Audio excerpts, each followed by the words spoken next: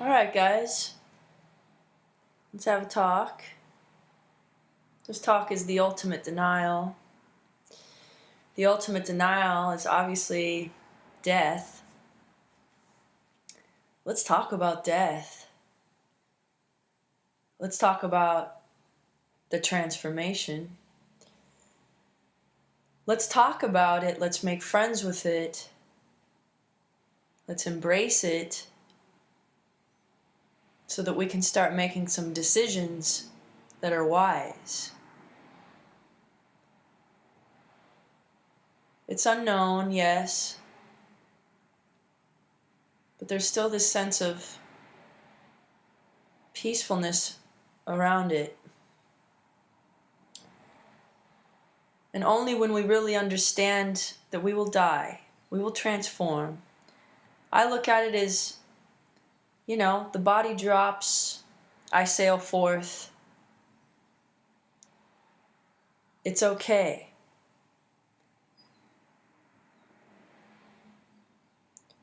When you start to form a relationship to death that isn't like, get the fuck out of here, man, I can't take this, but is more, okay, all right,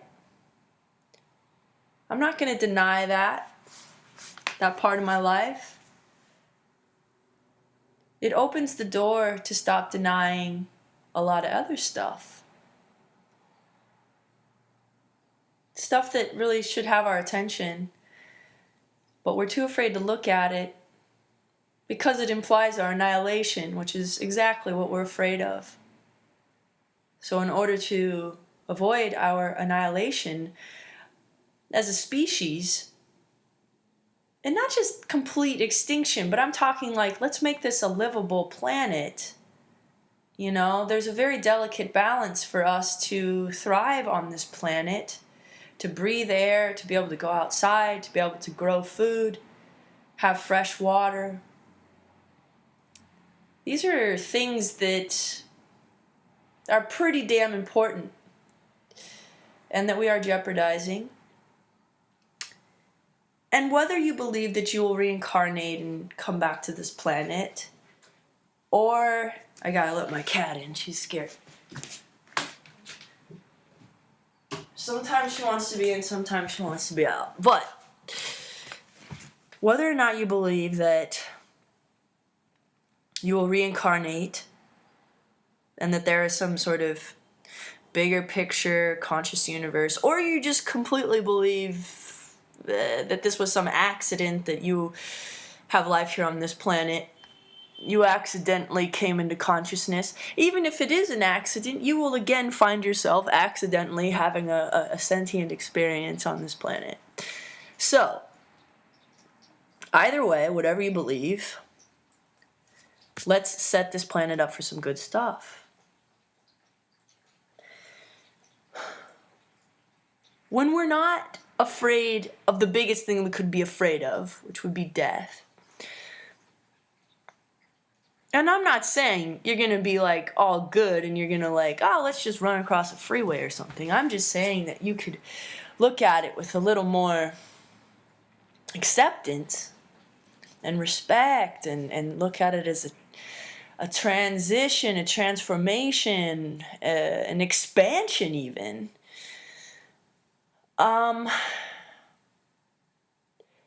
Then you can begin to really live. You don't have to have this energy hovering over you. Ooh, if I do this, if I proclaim that, if I am a part of this, if I believe in this, if I create this, if I lead this, then I'm going to die. Somebody's going to kill me.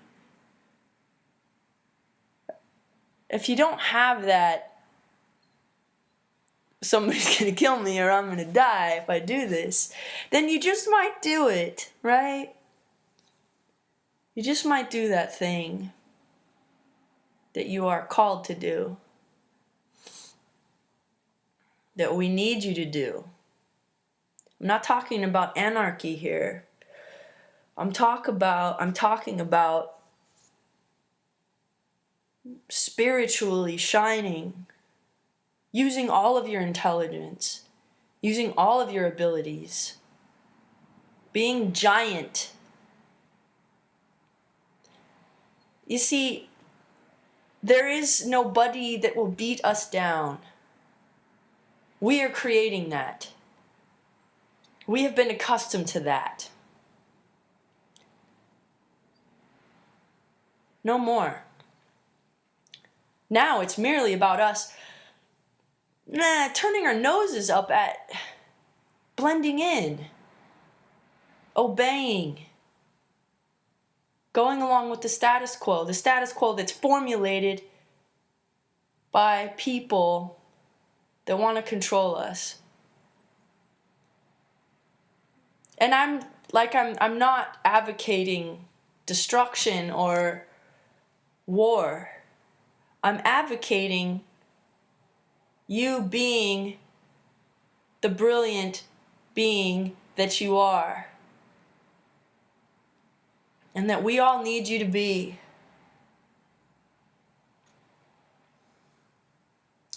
Waking up is not easy.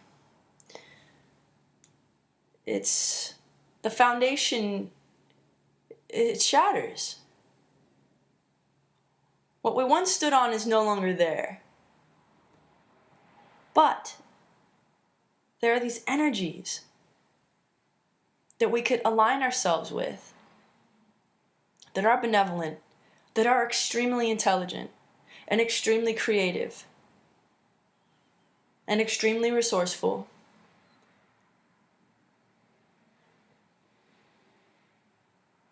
We can align ourselves with those energies and all be geniuses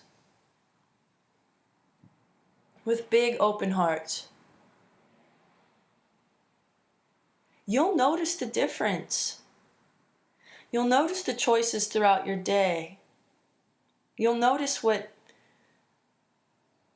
you're no longer afraid of.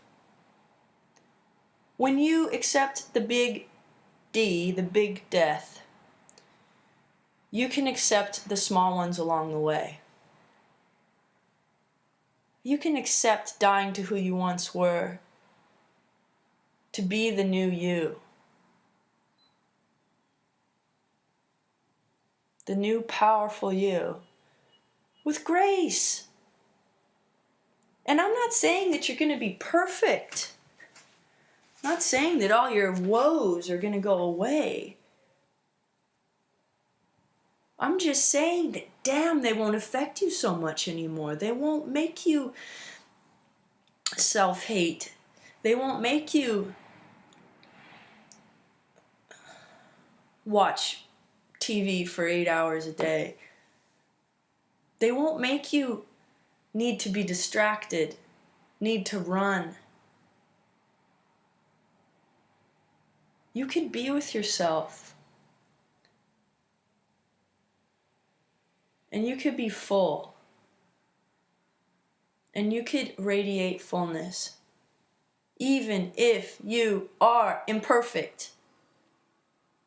Even if you don't look like a goddamn supermodel or have $1 million. That becomes less and less relevant to any of this. What is relevant is your spirit, your soul, your relationship, your identification as that. The understanding that you are that. And when you take things beyond the physical, then there is so much energy to tune to. There's so much energy available. It's a dazzling spectacle of energy available to you. The cat wants to go out again. Apparently she knows all this. She probably does.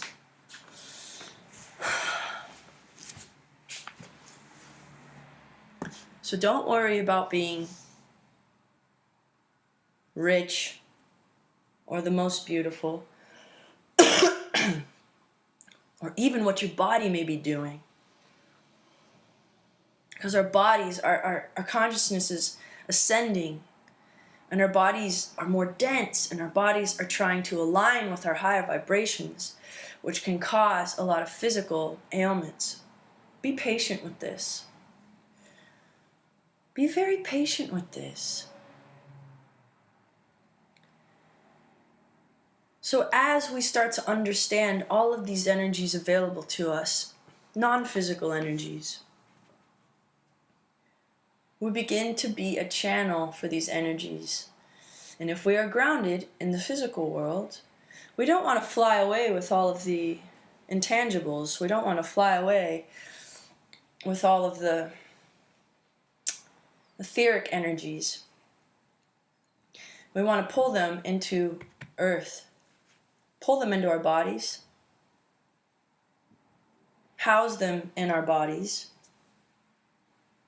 and use our hands, use our speech as a reflection of these energies.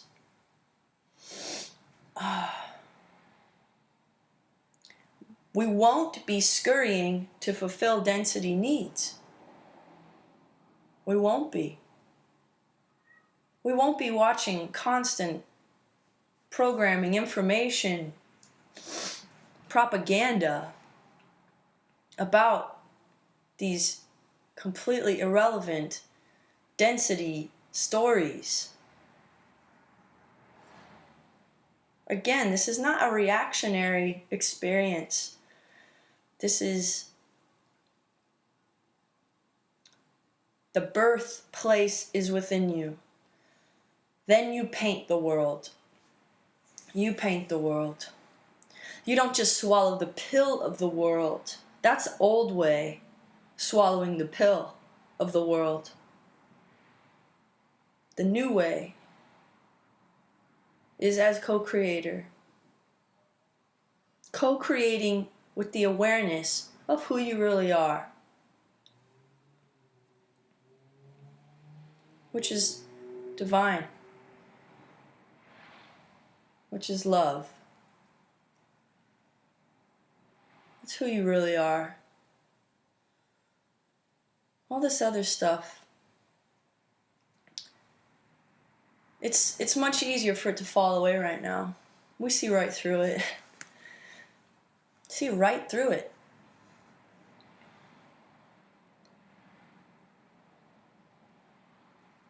The challenge is, though, to answer the call.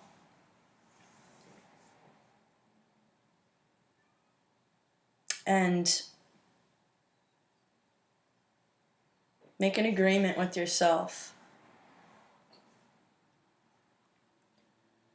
to be light.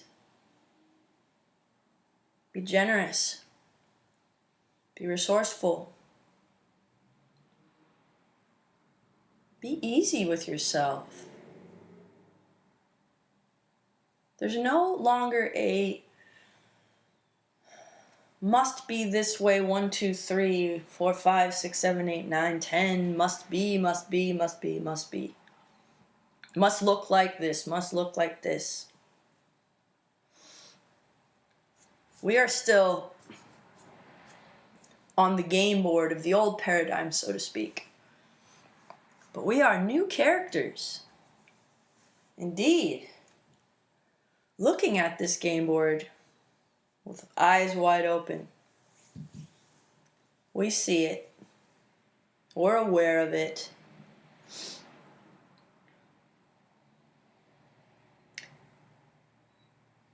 And in time, we will create a new game board, a new paradigm. But in the meantime, let's just be where we are. Let's just be exactly where we are, which is we're waking up and we're getting used to ourselves as eternal souls. We're trying that hat on, okay? Some of you may have never entertained these ideas before. Some of you, you're more comfortable with these ideas and you've started integrating them more. Wherever you are is A-okay.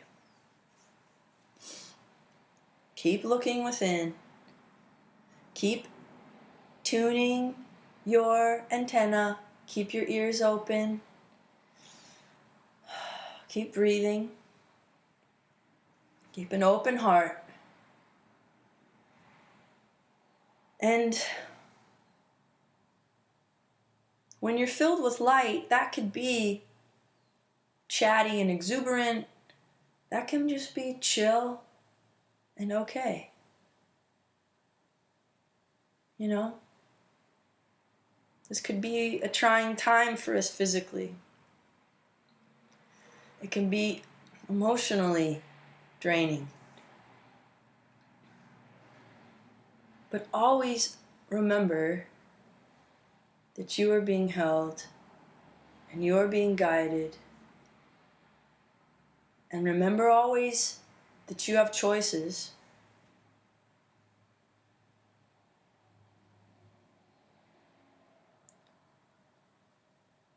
So choose wisely.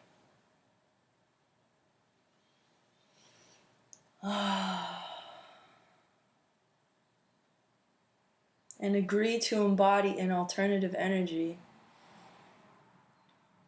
that may go against the grain, but that will sustain you. And you can tune into, and you can channel this energy and share it with your community. You're a miracle. This is a miracle.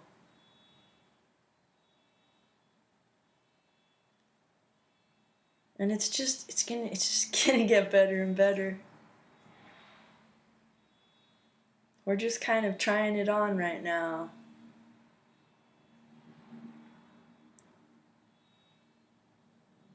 Yeah. I love you guys very much.